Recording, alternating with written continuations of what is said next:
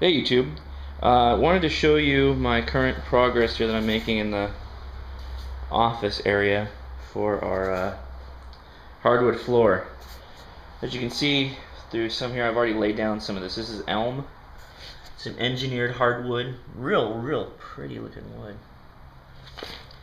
And what I'm doing is I'm going into the office area right now, and I just completed cutting all the joist areas. What you do there is, you can find lots of videos online about this, but basically, I'm gonna put my cool saw. Okay, hold on one second. I use this thing called bear saw. This thing rocks. Let me get the. Comes with a. It's a. Gosh, maybe 1.5 foot handle with this really nice dual saw blade. How do I? Let's see. Can I get it to these blades to pop up?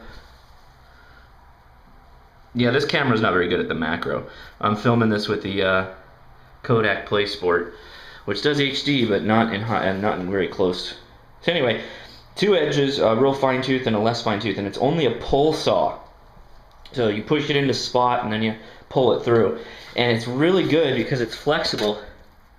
It's really flexible. You can get it underneath these joists, and a real easy way to do that is you take a piece of your underlayment, take a piece of your hardwood scrap, fold it over, and then start running the saw through it. And what that'll do is it gets rid of all this molding area, and you can just slide the hardwood underneath it, and that's it. Really makes things easier instead of trying to do some crazy cuts to make the hardwood go around this contoured, and then you've got like a line and it's not flush, you know, all that crap. Anyway, this is a floating floor, so we use an underlayment.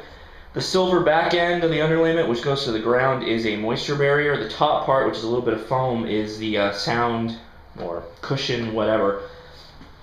And basically, the joints are all glued together. Pound the hell out of it with that mallet there. Make sure it's all tight, and then I use window shims or door shims, whatever you want to call it, to shim the edges of the wall to make it a 1/4 inch gap all the way around. And then you come back around again with baseboard, and you're all set. So, got my heart moving, so I'm kind of out of breath. I'm gonna, yeah, wife painted the walls too. I don't know if you can really get the effect on the camera, but it's got a metallic sheen to it. Anyway, whatever. I'll do a couple playbacks as I start working my way through the floor. Maybe I'll do a time lapse thing. All right, see ya. So here's another continuation spot here. Right here, I had to cut underneath the joist, so I had to notch with a jigsaw and then run the rest of the piece through a table saw. And now this whole entryway is flush. I'm starting to do the standard run, so I'm going to leave this running for a bit and see if I can capture some of it on video while the cats, I guess, run around. So yeah, basically, a couple guidelines when you're doing these runs. If there's a seam right here in the previous run, you want the next seam that you're currently working to be more than 8 inches. That's the first thing, just to keep your joints secure.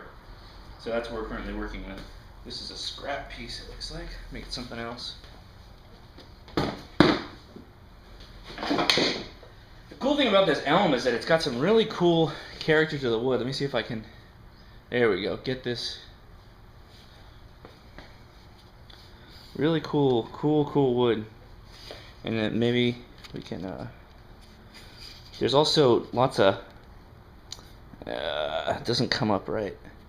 Anyway, you can feel the grooves. It's not highly detailed groove areas, but pretty good. For these entryway areas that I'm working on right now, I use a lot of glue. For this high traffic area through here, I just coat the hell out of it. And hopefully the idea is the more you use, well, up to a point. I'm not gunking it. You don't see it really squeezing on the seams. Usually right on that corner spot for the seam, give it a good long bead through here. Do the rest. Knee pads are kind of essential for this thing. get all your corner pieces, like where the previous seams, right here in the joint. Nail that with a lot of glue. Let's see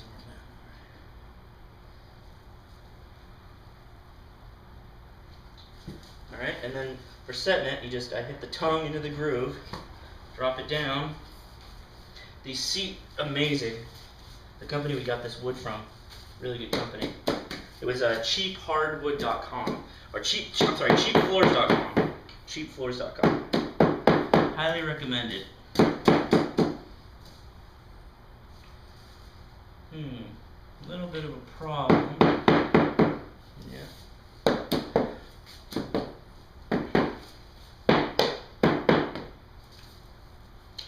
So I got a little bit of a problem. I think I'm going to solve it right now because this isn't going to work otherwise.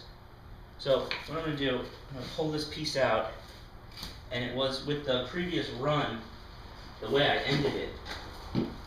I've got this piece here that I ended it with, and this is too long here, so I don't have that 1/4 inch gap, and I can't hook my puller bar onto it. So I'm going to run it over the straight line, reposition the camera, and then I'll show you what I'm talking about. Okay, so here's a reposition shot. This is the board here that I ripped a piece out that is of a larger piece here. I've got that on, okay. And I cut this guy down now. So when you look at it, if you look at it up against here, laid out, you'll see there's a gap that's wider than what's already there. Well, that's all right because I'm going to have baseboard to cover it up. And the reason this is seating okay is because it's got this larger piece. There's a large slot underneath my wallboard where there's space for expansion. Let me go get my puller bar and show you.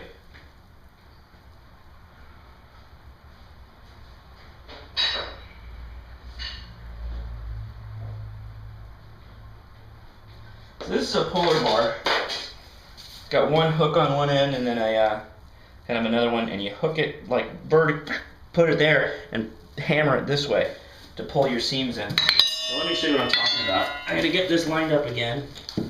Put a lot more glue down because oh, and if you're doing floating, right, and you get some of this floating glue, whatever, it's any kind of glue. You can use it for gluing it down to the floor, whatever. Don't listen to what the bottle tells you.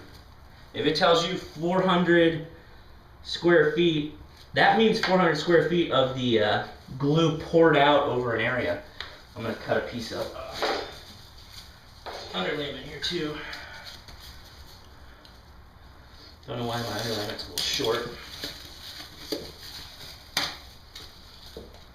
Just to keep the padding up and make sure everything's good. You don't really want to overlap the underlayment, but it's not that big a deal.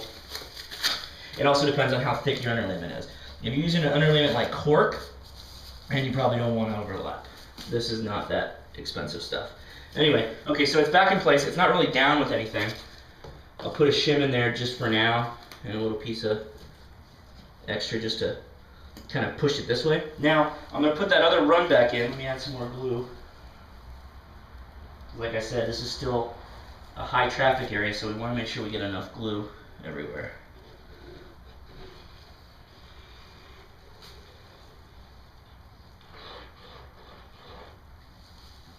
Alright, put the run back in. Now, you'll see that it's pulling away, and so what I'll do is I'll take a pry bar and just kind of guide it, get everything in place. Maybe give it a little whack or two on this end. Okay.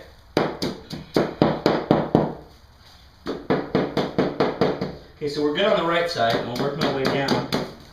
And now it's time for the tapping block. I beat this tapping block to heck. You just go around and make sure that your edges are all good. So here's where either your pry bar, you can come in here and you're going to squeeze this guy up against the run I just put in. Now, with your gap, so the gap's a little too wide, but it's all right. Like I said, the baseboards will cover it up. Just start building up some wood until you get it covered. Till you get a good gap. Not good enough. That's the problem with some of these, with the walls in my house. They've got a lot of gap underneath, so the shims will fall down vertically, which makes the whole process harder. If you need to, give it a little tap. Okay. There you go, much better. And I'm going to do this the rest of the way through.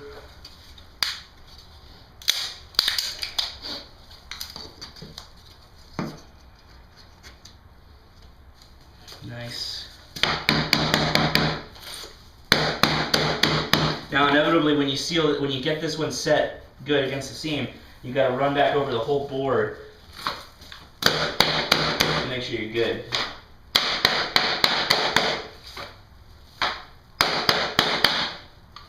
And I come at the end, check it for, yeah, it needs to be whacked a bit harder here.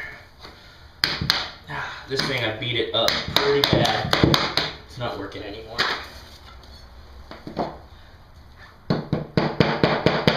If you're going to be doing anything over 400 square feet of flooring, I would recommend you get a solid tapping block. Not one of these long-handled trowel things, just a block, solid rubber, whatever, polyurethane, and do it that way. Because this thing's crap.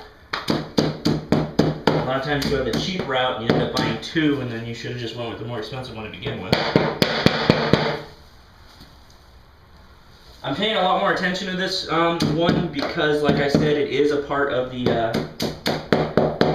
high traffic area coming in here. But this is good. It's all good right now. Okay.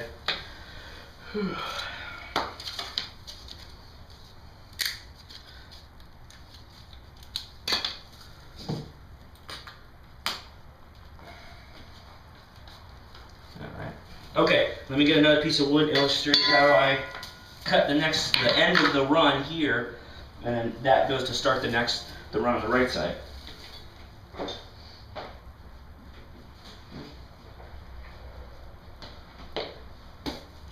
So I get a new run, a new squared piece.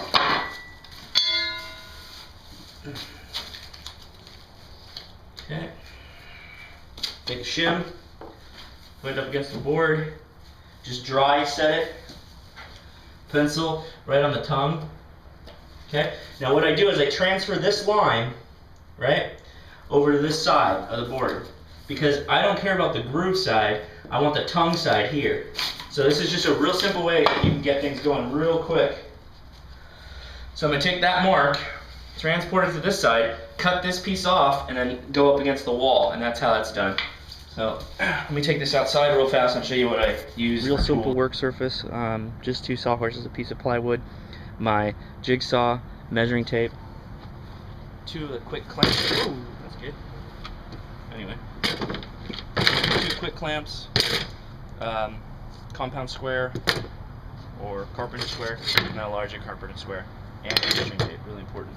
So what I said earlier,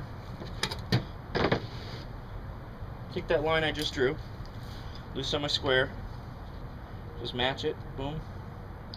Match it straight up, so like cover the line, or just work out a system where you know the tolerances, the differences.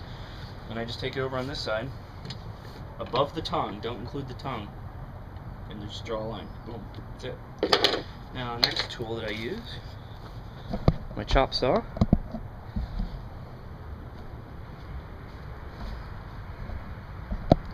Chop saw, doesn't matter what it is, just make sure you get a blade. So remember what I said, the tongue side I need to go up against the left side wall. Well, I'm sorry, I need the flat side to be up against the left side wall, so I need the tongue here. So my blade that I'm using is a 96 tooth blade for veneers, and the reason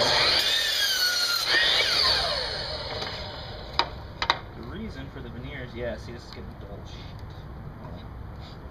That wasn't a good cut. Anyway, the reason for the 96 tooth is it's supposed to cut the veneer softly without a big problem. Same thing on the on our table saw. So that's the tools I'm working with, and that's all you really need, what you just saw. So I'll keep running, doing some runs, and then I'll show you what it looks like. Wanted to throw in a quick tip. You see I'm coming to the end of one run here. And put the board up against the wall, shimmed it, and put the mark here. I've got to cut out this much. Well, you don't want to cut out this much and then take the leftover piece and restart your run over on that side. Yeah, got a phone call. You don't want to restart your run with a small piece. So if you're trying to get some kind of stylized look to it or whatever, that's one thing, but you don't want to have a real tiny piece. I'd say under 8 inches to start your runs. You can get away with something less than that sometimes, but try to avoid it. Anyway, just a tip. So I've continued to make some progress. I'm about 4 runs in, and I've reached the point where I bridge the space here between the closet. Now, to do this, I'm going to grab another run here. I recommend something ugly for inside the closet here. Now I'm going to do this. Let me get my pencil. First let me get out the old underlayment. I've already cut the joist, like I said earlier. Let me get that out of here for now. Okay, line this underlayment up where you want it. Get it pretty much set. You're going to take your wood here. Okay. That's it. That's as far as I can put it in. I'm just going to use this. There you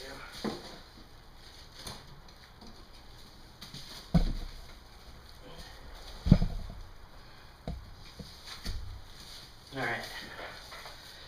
So that's as far as I can slide the depth of the line in. So now we know how far we need to make our rip cut.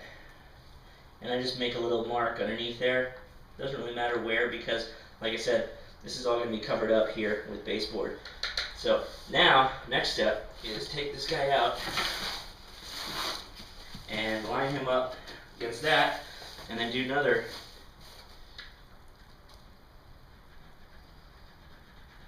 Now, the problem here, as most of you are probably thinking, this one, you got to do 2 cuts. Okay, so this isn't this isn't a rip cut. This is going to be a notch cut with the jigsaw. So let me go back in here again. So now I know depth, and I just need to know length of the spot. And to do that, again, get it under there. Okay. Get it the right depth, line everything up, and then make another mark on the tongue right there. Okay. So now I've got the depth here, the width of the cut, and then I've got the length of how deep I need to make the notch to fit up against this. So do that. I notched it here. So now I've got the length of the knot. I'll put that up against my square, flip this guy over, and square the notch out, and then cut it with the jigsaw. So let me go get that done. Okay, and I'll come back. I wanted to do a handheld one on this one to show you what's going on.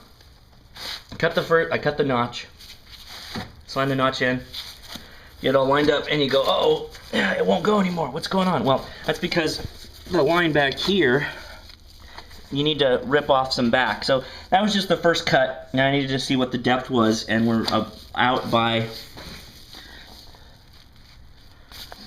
half an inch about. So just do a quick run, half an inch, and I'll be back. And here you go, final cut. Boom, here's my notch. Longer here, ripped out a bit right there. So now, when you line it up, boom, seamless. Goes right underneath the joist. You see nothing. That's what you're looking for. So that's pretty much it. I'm gonna run through this closet and have to make another cut here, and then it's just a straight shot to the end of the room.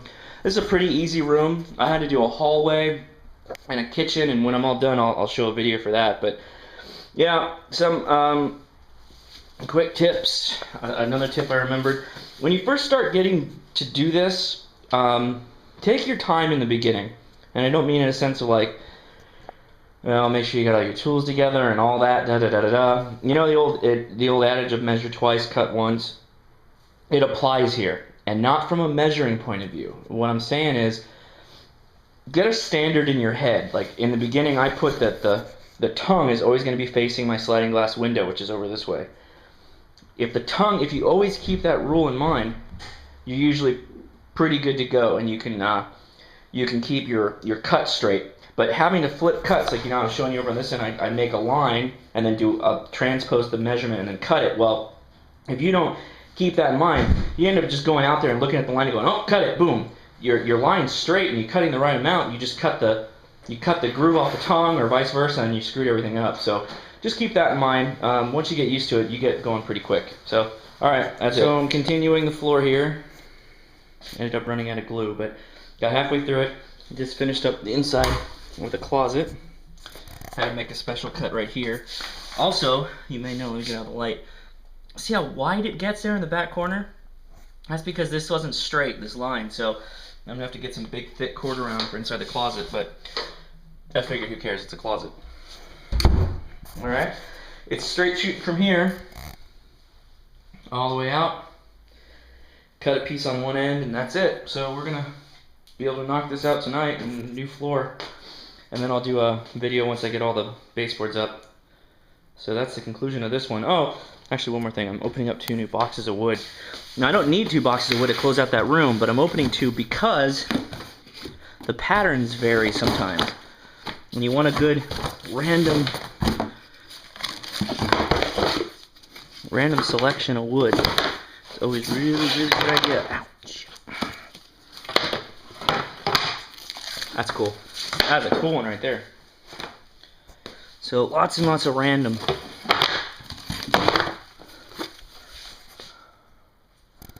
So there we go. I'm going to put that cool one down right now in the middle. Anyway, lay out your wood and pick what you're going to use. Alright, that's it for this video. If you have any questions, post them. Thanks. Alright. Thought I was done, but I'm not done. Now, floor's all in. Just cranked it out tonight. So, bit of a problem we went up to. The last run here is less than 2 inches. It's barely an inch. And they say that's a problem if you're going to put any weight or anything on it. But since this is the office area and there won't be any beds or anything like that, and the desk really doesn't support weight on the very end, it's not a big deal. And it's up against the wall, and it's pretty much going to be covered by baseboards. Not a big deal. The reason that happened, though, is what you're supposed to do is if you're going to be...